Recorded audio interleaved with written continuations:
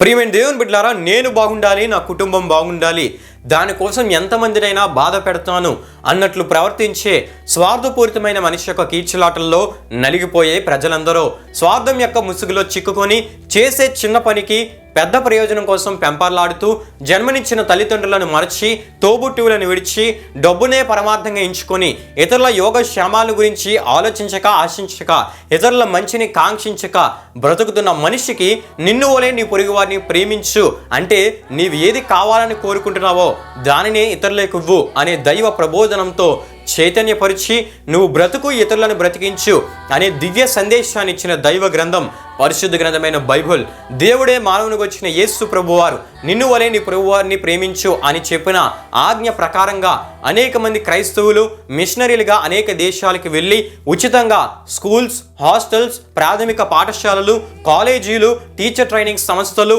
Technical విద్యా సంస్థలు, అదేవిధంగా ఉచిత వైద్యశాలలు, చెవిటి, మూగ, గుడ్డి వారికి సహాయ కేంద్రాలు, కుష్ఠరోగుల కేంద్రాలు, అదేవిధంగా ఇండస్ట్రియల్ కేంద్రాలు, అనాథ శరణాలయాలు, ఇటువంటి ఎన్నో సేవా కార్యక్రమాలు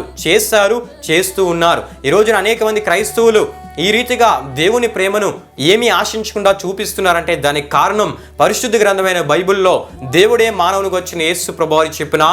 ఆజ్ఞను బట్టే. గనుక ప్రియమైన దేవుని బిడ్డలారా, పరిశుద్ధ గ్రంథమైన బైబిల్ మహోన్నతుడైన దేవుని ప్రేమను చాటి చెప్పిన దివ్య గ్రంథము. ఆమేన్.